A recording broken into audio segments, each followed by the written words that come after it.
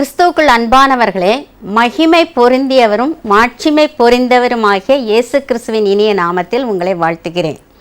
நம்முடைய வேத புத்தகம் ஒரு அரிய புத்தகம். It is a book of learning. We are all scholars. Holy Spirit is the teacher.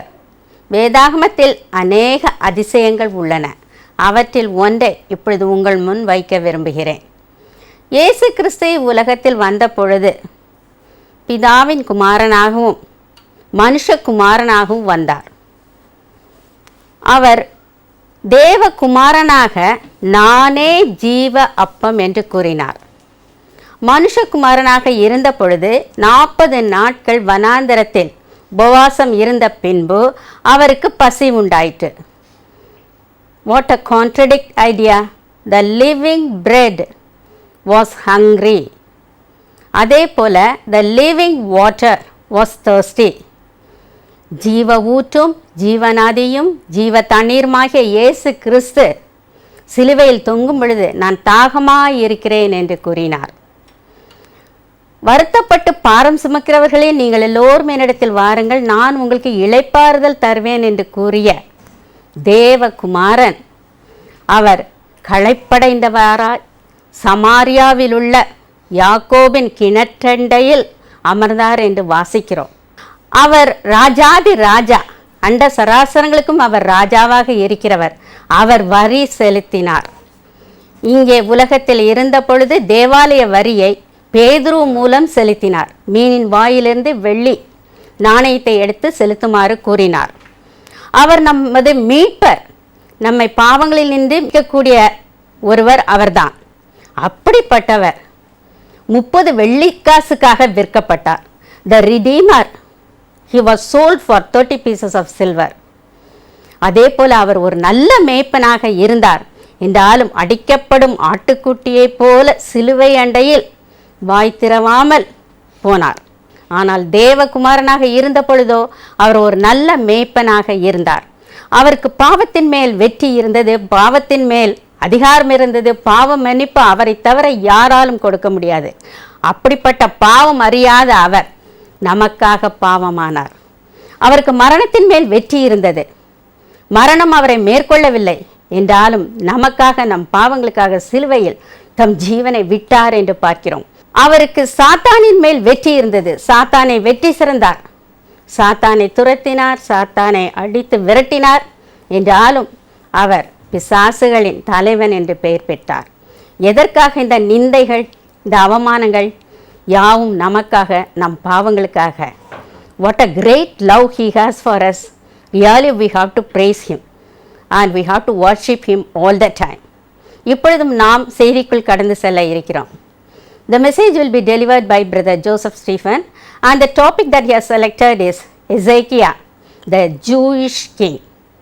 இப்பொழுது கர்த்தருடைய பாதத்தில் அமர்ந்திருந்து மனமகிழ்ச்சியின் வசனங்களை நாம் கேட்போமாக. கர்த்தராகிய இயேசு கிறிஸ்துவின் இனிய நாமத்திலே உங்கள் அனைவரையும் அன்போடு வாழ்த்துகிறேன். சிறிய மனிதர் மூலம் பெரிய செய்தி, big message from small people என்ற இந்த நிகழ்ச்சிக்கு உங்களை அன்போடு வரவேற்கிறேன். இந்த நாளிலும் பழைய ஏற்பாட்டிலே உள்ள எசேக்கியா என்ற யூத ராஜாவை குறித்து ஒரு சில காரியங்கள் உங்களோடு கூட பகிர்ந்து கொள்ள ஆசைப்படுகிறேன். இந்த எசேக்கியா என்பவன் தன்னுடைய 25வது வயதிலே யூதாவின் ராஜாவாக அவன் பட்டமேற்றான். 29 ஆண்டுகள் அவன் யூத நாட்டை ஆண்டான். இவனை குறித்து 2 ராஜாக்களின் புஸ்தகம், 2 நாளாகமத்தின் புஸ்தகம் மற்றும் ஏசாயா தீர்க்கதரிசியின் புஸ்தகங்களில் இவனை குறித்து வாசிக்கிறோம். இவனை குறித்து 3 பிரதான சம்பவங்கள் மட்டும் வேதத்திலே கூறப்பட்டிருக்கிறது. இவன் ஒரு சிறிய மனிதனாக இருந்தாலும் கூட, அதாவது அதிகமாக இவனை பற்றி நாம் வேதத்தில் வாசிக்காவிட்டாலும் இவன் மூலம் நாம் கற்கிற பாடங்கள் மிகவும் பெரியது. ஒருவேளை இவன் தவறே செய்யவில்லை என்று நாம் சொல்ல முடியாது. இவன் ஒரு சில தவறுகளையும் செய்தான், ஒரு சில குறைகளும் இவனுடைய வாழ்க்கையில் காணப்பட்டது.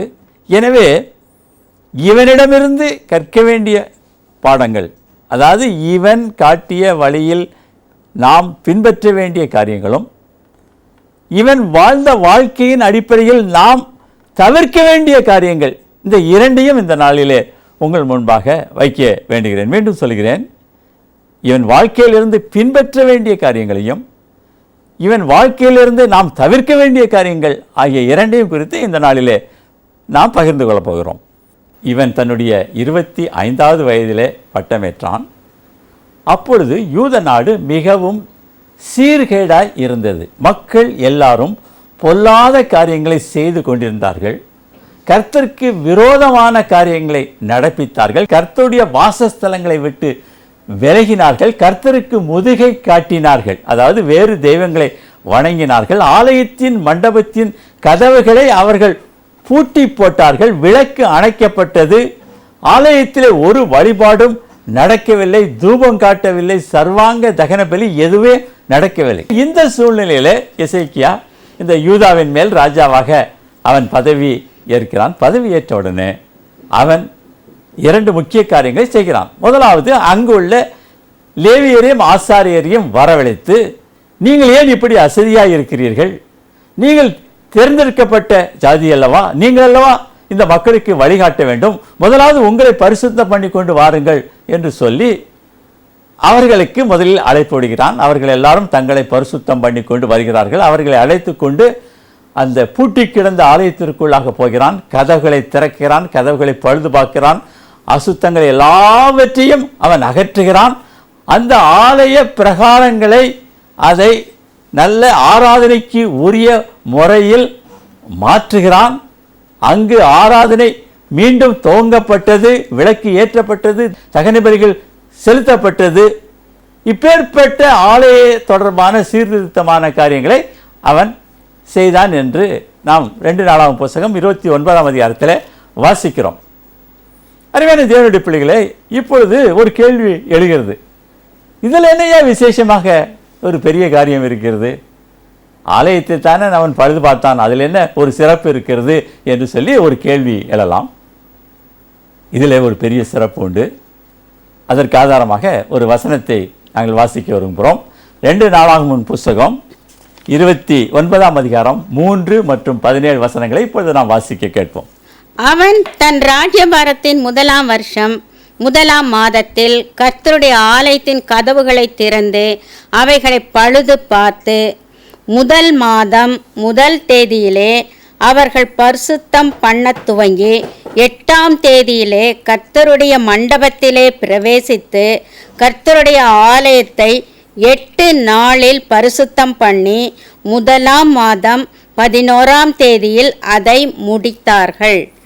இங்கு வாசிக்கிறோம், இவன் பதவியேற்ற 1 வருஷம் 1 மாதம் 1 தேதியிலே இவன் இந்த ஆலயத்திற்கு ஆசாரியரை அழைத்து சென்று அதை பழுது பார்க்கும்படி செய்தான். அதாவது பதவி ஏற்ற உடனே, ராஜ பதவி ஏற்ற உடனே ராஜாதி ராஜாவின் பணியை செய்ய புறப்பட்டான். அப்படி என்றால் வேறு எந்த வேலையும் முதல் சில வாரங்களில் அவன் செய்யவே இல்லை. அவன் செய்த முதல் வேலை இந்த ஆலயத்திற்கு சென்று இந்த ஆலயத்தின் காரியங்களை ஒழுங்குபடுத்துவதில் தான் இருந்தது. ஒருவேளை பதவி ஏற்போம், நாம் ஒரு நாளில் பதவி ஏற்போம், அந்த நாளிலே நாம் இதை செய்வோம் என்று பதவியும் ஏற்கும் நாளுக்காக அவன் காத்திருந்து பதவி ஏற்றவுடனே, அதிகாரங்கள் தன்னுடைய கைக்கு வந்தவுடனே உடனே வேறு பணிகள் எதுவுமே செய்யாமல் கர்த்தருடைய பணியை அவன் செய்ய ஆரம்பித்தான். இங்கு வேதம் சொல்கிறது, அவன் முழு மனதோடு இந்த பணியை செய்தான் என்று. அதாவது அவனுடைய பிரையாரிட்டி, அவன் ஒரு பெரிய ராஜாவாக பதவி ஏற்றாலும் அவன் முக்கியத்துவப்படுத்தியது இந்த ஆண்டவருடைய பணிகளைத்தான், ஆண்டவரைத்தான் முக்கியப்படுத்தினானே தவிர மற்ற சொந்த தனிப்பட்ட அவன் அந்த அரசாங்கத்தினுடைய காரியங்களை அவன் பொருட்படுத்தவே இல்லை. இன்று பதவியேற்ற முதல் நாளிலே தங்களுடைய எதிரிகளெல்லாம் அழித்துவிட்டு தங்களுடைய காரியங்களை ஸ்திரப்படுத்தி கொள்வார்கள். சாலமோன் ராஜா அப்படித்தான் செய்தான். இன்றும் அரசியலிலே நாம் பார்க்கிறோம், பதவியேற்ற உடனே தங்கள் கூட்டணியை பலப்படுத்திக் கொள்வார்கள். பார்லிமெண்ட்டில் ஏதாவது சட்டம் ஏற்றும் போதோ இல்லை அசம்பிளியிலே சட்டம் ஏற்றும் போதோ தங்களுடைய காரியங்கள் நிறைவேறும் வேண்டும் என்பதற்காக தங்களுடைய நிலைமையை அவர்கள் பலப்படுத்திக் கொள்வார்கள். தங்களுக்கு ஒரு பெரும்பான்மையை அவர்கள் நிரூபிக்க வேண்டும் என்பதற்காக அநேக காரியங்களை செய்வார்கள். ஒரு சிலர் என்ன செய்வார்கள், தங்களுடைய தலைவர்களுடைய சமாதிக்கு சென்று அங்கு வணங்குவார்கள், அல்லது தங்கள் தொகுதிக்கு சென்று அங்குள்ள பெரிய வயதானவர்கள் காலில் வந்து அவர்களிடம் ஆசீர்வாதம் பெறுவார்கள். ஆனால் எசேக்கியா அப்படி செய்யவில்லை. எசேக்கியா அப்படி செய்யவில்லை. அவன் என்று பதவி ஏற்றானோ அன்று இந்த ராஜாதி ராஜாவின் பணியை செய்ய ஆரம்பித்தான். வானத்தையும் பூமியும் உண்டாக்கின கர்த்தர் என்பதை அவன் உணர்ந்து அவருக்கு மரியாதை செலுத்த வருவான். அவரால் தான் நான் பதவி ஏற்றிருக்கிறேன், அவர்தான் இந்த பொறுப்பை எனக்கு கொடுத்திருக்கிறார், எனவே அவருக்குத்தான் நான் முக்கியத்துவம் கொடுப்பேன் என்று சொல்லி எல்லா பணிகளையும் விட்டுவிட்டு கர்த்தருடைய பணிக்கு முக்கியத்துவம் கொடுத்து அவன் ஆலயத்தின் பணிகளை செய்ய ஆரம்பித்தான். ஆண்டவருக்குத்தான் அவன் முக்கியத்துவம் கொடுத்தான் என்று வாசிக்கிறோம். அருமையான தேவனுடைய பிள்ளைகளே, இந்த நேரத்திலே உங்களை பார்த்து ஒரு கேள்வியை கேட்க ஆசைப்படுகிறேன்.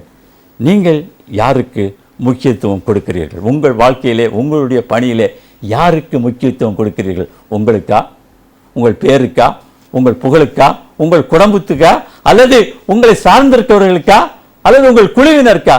யாருக்கு முக்கியத்துவம் கொடுக்கிறீர்கள் என்பதை யோசித்து பாருங்கள். நான் பணியில் இருந்த காலங்களிலே எங்களுடைய அலுவலகத்துக்குள்ளே ஒரு அருமையான ஆலயம் உண்டு. அது ஆங்கிலேயர் கட்டிய மிக பழமையான ஆலயம். சூயஸ் கால்வாய்க்கு தென்பகுதியிலே உள்ள முதல் ஆலயம். அங்கு நான் பணியில் சென்றபோது அநேக மக்கள் அந்த ஆலயத்துக்கு சென்று அங்கு வழிபட்டு விட்டு அப்புறம்தான் அவர்கள் அலுவலகத்துக்கு வருவார்கள். நான் முதல்ல அதை பெரிதாக நினைக்கவில்லை. ஆனால் அநேக ஆண்டுகளுக்கு பிறகு நான் கவனித்தேன். அவ்வாறு செய்கிறவர்களுடைய வாழ்க்கையில் ஒரு பெரிய ஆசீர்வாதம் காணப்பட்டதை நான் கண்டேன். அதனால் நானும் போக ஆரம்பித்தேன். ஆஃபீஸுக்கு போகிறதுக்கு முன்பாக அந்த ஆலயத்திற்கு சற்று சீக்கிரமாக சென்று சிறிது நேரம் ஜெபம் பண்ணி விட்டு செல்வேன். அதனால் நான் பெற்ற ஆசீர்வாதங்கள் அதிகம். என்னை பார்த்து அநேகர் மறுபடியும் போக ஆரம்பித்தார்கள். அதாவது கர்த்தருக்கு நீங்கள் முக்கியத்துவம் கொடுக்கும்போது கர்த்தர் உங்களுக்கு முக்கியத்துவம் தருவார், உங்களை முக்கியப்படுத்துவார், ஆலயத்திலே தூணாக்குவார், சிங்காசனத்திலே அவர் பங்கு கொடுப்பார். அதனால் நம்முடைய முக்கியத்துவம் கர்த்தர் மேலேயும் கர்த்தருடைய பணிகள் மேலும் இருக்கட்டும். இரண்டாவதாக இன்னொரு வசனத்தை நான் வாசிக்கலாம். ஏசாயா தீர்க்கதரிசியின் புத்தகம் 36ஆம் அதிகாரம் 21ஆம் வசனம். அவர்களோ அவனுக்கு ஒரு வார்த்தையையும் பிரதியுத்தரமாக சொல்லாமல் மௌனமாயிருந்தார்கள். அவனுக்கு மறு உத்தரவு சொல்ல வேண்டாம் என்று ராஜா கட்டளையிட்டிருந்தான். அசிரிய ராஜா செனகெரிப் எருசலேமை சுற்றி படையெடுத்து வருகிறான். எருசலேமை சுற்றியுள்ள அநேக பட்டணங்களை அவன் பிடித்து விட்டான். இப்போ எருசலேமை பிடிக்க வேண்டும். எருசலேமை பிடிப்பதற்கு முன்பாக எருசலேம் மக்களை சரணடைய செய்வதற்காக தன்னுடைய பிரதிநிதி ரப்சாக்கே என்பவனை அனுப்புகிறான். அப்பொழுது அசிரிய ராஜா செனகெரிப்பின் பிரதிநிதியான ரப்சாக்கேவும் எசேக்கியாவின் பிரதிநிதிகளும் அந்த நகரத்தின் அலங்கத்தில் அந்த கோட்டை சுவர் மேலிருந்து பேசுகிறார்கள். அப்பொழுது இந்த ரப்சாக்கே என்று சொல்லக்கூடிய இந்த அசிரிய நாட்டு பிரதிநிதி எசேக்கியாவையும் எசேக்கியாவினுடைய நாட்டு மக்களையும் எசேக்கியா சார்ந்திருக்கிற அந்த கர்த்தரையும் அவன் மிகவும் கேவலமாக தூஷண வார்த்தைகளை உபயோகித்து பேசுகிறான். அவன் சொல்கிறான், நீங்க ஜெபிச்சா ஏதோ உங்களுக்கு வெற்றி வந்துரும்னு பேசுறீங்களே, ஜெபத்தினால எப்படி உங்களுக்கு வெற்றி வரும்? வராது. மந்திர ஆலோசனை யுத்தத்திலே உங்களுக்கு வெற்றியை கொண்டு வராது. அதாவது ஜெபம் பண்ணா எங்களுக்கு வெற்றி கிடைச்சிரும் அப்படின்னு நினைக்கிறீங்களா? அது தப்பு. அப்படி ஜெபம் பண்ணா கூட வெற்றி கிடைக்க முடியாது. ஆனால் ஏனென்றால் எங்களுடைய தேவன் பெரியவர், நாங்கள் ஒரு நாளும் தோல்வியை சந்தித்ததில்லை, அதனால நீங்கள் தோல்வி அடைவீர்கள் என்று சொல்லி மிகவும் கேவலமாக பேசுகிறான். நீங்கள் மலத்தை தின்னுங்கள், நீங்கள் சிறுநீரை குடியுங்கள் என்று சொல்லலாம் அவன் சொல்லி திட்டுகிறான். ஏசாயா 36ஆம் அதிகாரத்தை தயவு செய்து நீங்கள் வீட்டில் உங்கள் தனி தியானங்களில் வாசித்து பாருங்கள். அவன் எப்படி கேவலமாக பேசினான் அங்கு என்று மிகவும் விவரமாக அங்கு எழுதப்பட்டிருக்கிறது. ஆனால் அவன் அவ்வளவு கேவலமாக பேசிய பின்பும் எசேக்கியாவினுடைய பிரதிநிதிகள் அவர்களுக்கு பதில் உத்தரவு ஒன்றும் சொல்லவில்லை. ஏன் சொல்லலைன்னா, எசேக்கியா சொல்லி அனுப்பிச்சிருந்தான். பேச்சுவார்த்தைக்கு போகும்போதே அவன் சொல்லி அனுப்பிச்சிருந்தான், நீங்கள் அவர்களுக்கு எந்த உத்தரவும் சொல்ல வேண்டாம், நீங்கள் பேச வேண்டாம், நீங்கள் மௌனமாக இருங்கள். அவர்கள் எவ்வளவுதான் திட்டட்டும், உங்களை அவமானப்படுத்தட்டும், கேவலப்படுத்தட்டும், நீங்கள் சூடு சுரணை இல்லாதவர்கள் என்று அவர்கள் நினைத்தாலும் பரவாயில்லை, நீங்கள் பதில் பேச வேண்டாம் என்று சொல்லி அனுப்பிச்சான். எசேக்கியாவினுடைய மிகப்பெரிய குணாதிசயங்களில் இது ஒன்று. இன்று ஒருவர் நம்மை தாக்கி பேசினால் அல்லது விரோதமாக பேசினால் 10 வார்த்தை நாம் திரும்பி பேசுவோம். ஒருவேளை பேசாமல் இருந்துட்டா அது என்னமோ கோலத்தனம், அது ஆண்மை இல்லை, அது வீரம் இல்லை அப்படி என்று நினைக்கிறோம். அவர் ஒரு வார்த்தை பேசினா நம்ம ஒரு 4 வார்த்தையாவது திருப்பி பேசினாதான் நமக்கு ஒரு ஆறுதல் கிடைக்கும். பதில் பேசினால் பிரச்சனை அதிகமாகுமே தவிர அது ஒரு நாளும் குறைந்து போகாது, ஒரு நாளும் குறைந்து போகாது. இங்கு இந்த எசேக்கியாவினுடைய பிரதிநிதி ரப்சாக்கே பேசினது எல்லாவற்றையும் அவன் கேட்டு அவன் எசேக்கியாவிடம் போய் சொல்கிறான், இப்படியெல்லாம் எங்களை திட்டினான், இப்படியெல்லாம் எங்களை வைதான் என்று சொல்லி அவன் சொல்கிறான். அப்பொழுது எசேக்கியா ராஜா சொல்கிறான், அவன் பேசியதை கர்த்தர் கேட்டிருக்கிறார். உங்களுக்கு விரோதமாகவும் எனக்கு விரோதமாகவும் இந்த நாட்டு மக்களுக்கு விரோதமாகவும் கர்த்தருக்கு விரோதமாக பேசியதை கர்த்தர் கேட்டிருக்கிறார் என்று சொல்றான். இது ஒரு அருமையான காரியம், அருமையான காரியம். அப்புறம் எசேக்கியாவும் ஏசாயாவும் சேர்ந்து கர்த்தரை நோக்கி அபயம் இடுகிறார்கள், அபயம் இடுகிறார்கள்.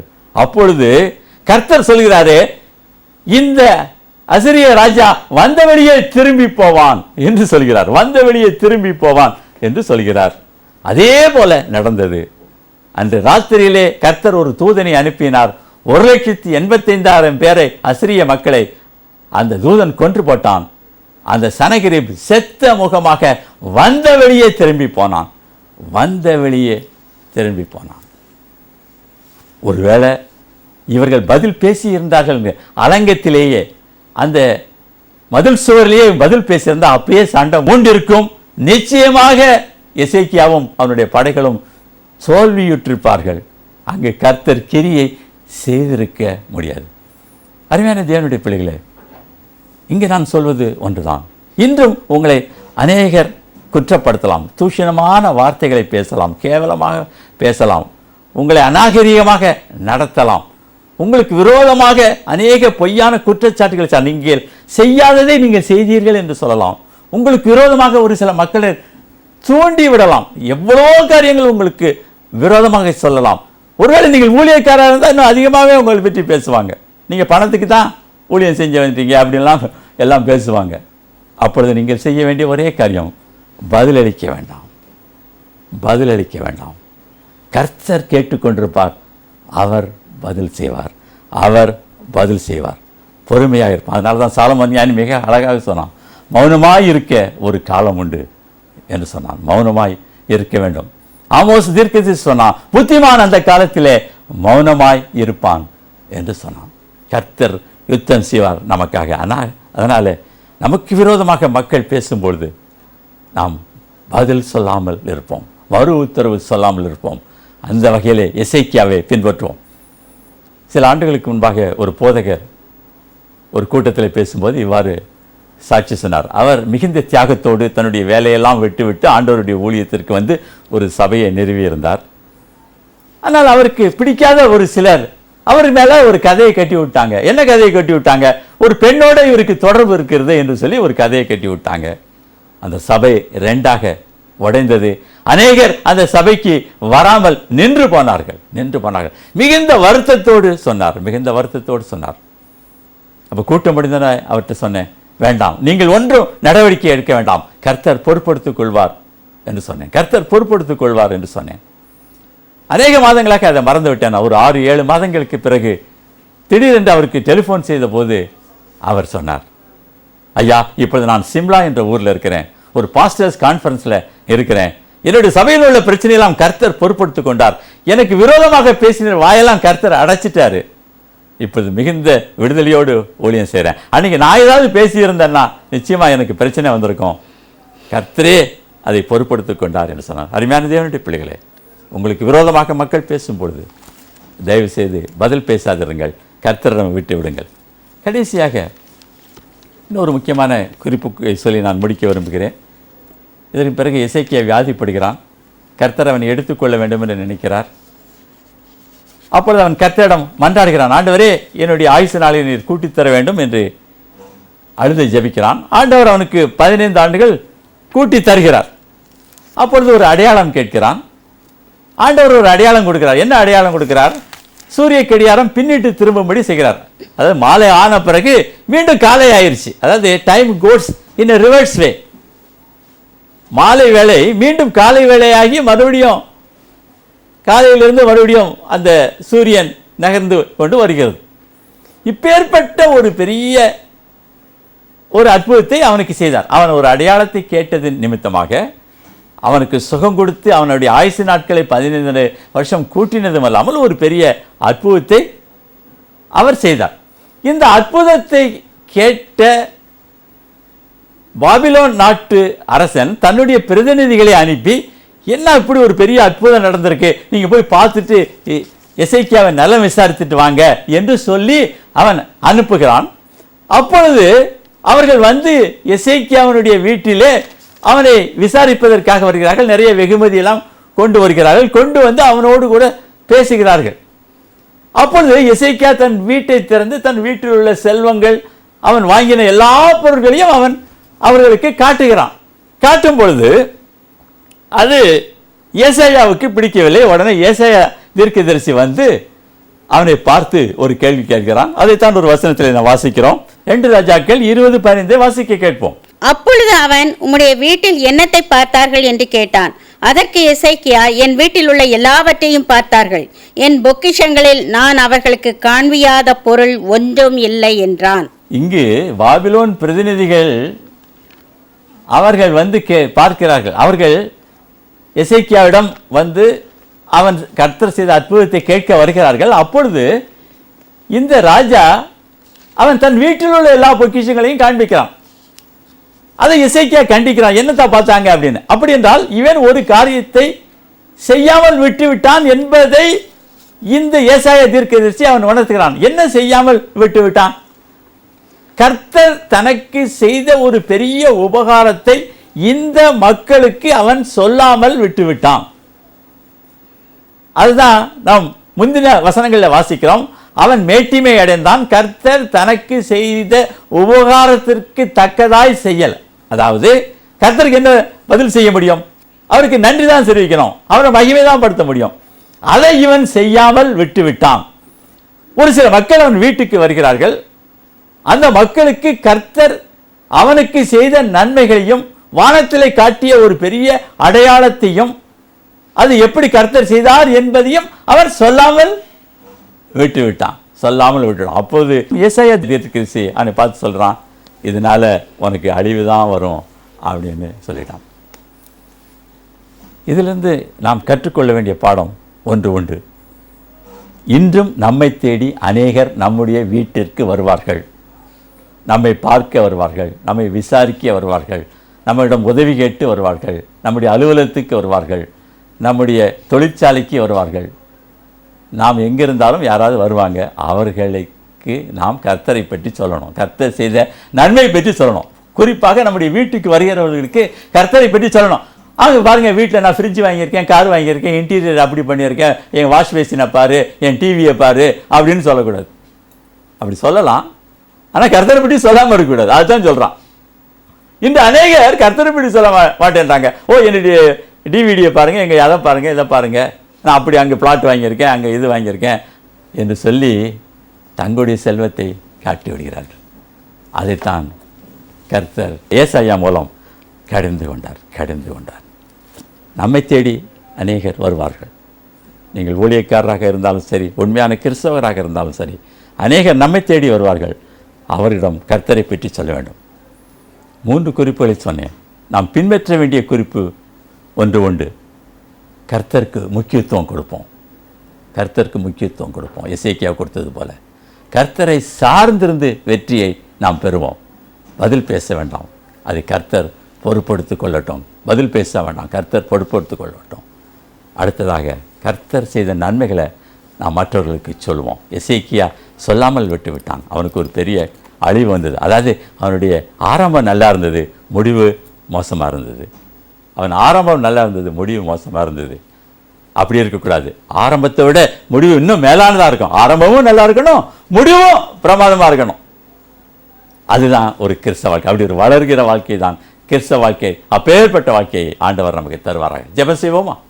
எங்கள் அன்போடு நேசிக்கிற நல்ல தகப்பனே, இப்பொழுதும் எசேக்கியா மூலம் நீர் கற்றுக் கொடுத்த அருமையான பாடங்களுக்காக நன்றி செலுத்துகிறேன் சுவாமி. உமக்கு மாத்திரம் முக்கியத்துவம் கொடுக்க உதவி செய்யும். எங்களை தூஷிக்கிறவர்களை, எங்களை வைகிறவர்களை, எங்களை திட்டுகிறவர்களை நாங்கள் ஆண்டவரே அவர்கள் சொல்கிற வார்த்தைக்கு நாங்கள் பதில் பேசாமல் அவர்களை உமது கரத்தில் ஒப்பு கொடுக்க தேவன் உதவி செய்யும். நீர் செய்த நன்மைகளை மற்றவர்களுக்கு நாங்கள் சொல்ல தேவன் உதவி செய்வீராக. இப்பேற்பட்ட நல்ல பாடங்கள் எங்களுடைய வாழ்க்கைக்கு பிரயோஜனமாக இருக்க தேவன் உதவி செய்யும். பார்த்து கொண்டிருக்கிற அன்பு பிள்ளைகள் வாழ்க்கையிலும் ஆண்டவரே இந்த வார்த்தைகள் கிரியை செய்யட்டும், பெரிய காரியங்களை செய்யும், வழி நடத்தும். உமது கருத்திலே எல்லாரையும் ஒப்பு கொடுக்கிறேன். உமது நாமமே மகிமைப்படட்டும் ஆண்டவரே. எல்லா ஆசீர்வாதங்களையும் இந்த பிள்ளைகளுக்கு வருகிற நாட்களிலே கொடுப்பீராக. துதி கன மகிமை எல்லாவற்றையும் உமக்கே செலுத்துகிறேன். மீட்பர் இயேசுவின் மூலம் ஜெபம் கேளும் நல்ல பிதாவே, ஆமென்.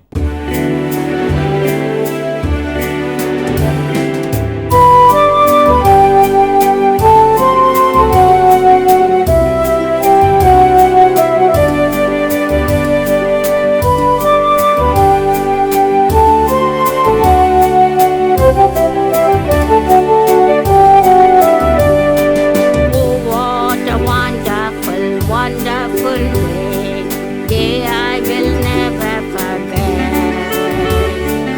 After I wandered in darkness away, Jesus my Savior I met.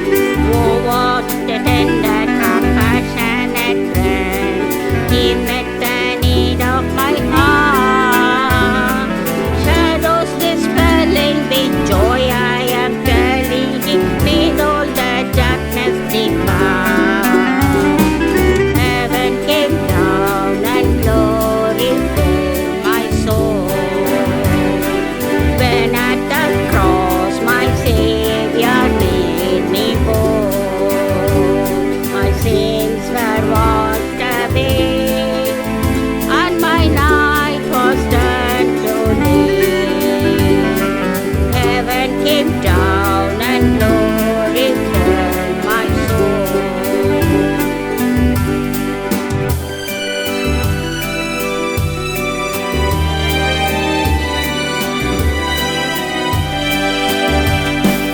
Born of the Spirit with light from above, into God's family divine, justified fully through Calvary's love. Oh, what a standing is mine, and the transaction so quickly was made. Then as a sinner I came, took up the offer of praise He did proffer, save me, oh praise His dear name.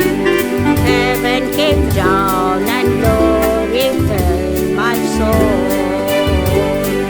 When at the cross my Savior made me whole, my sins were washed away, and my night was turned to day. Heaven came down and glory filled my soul. Heaven came down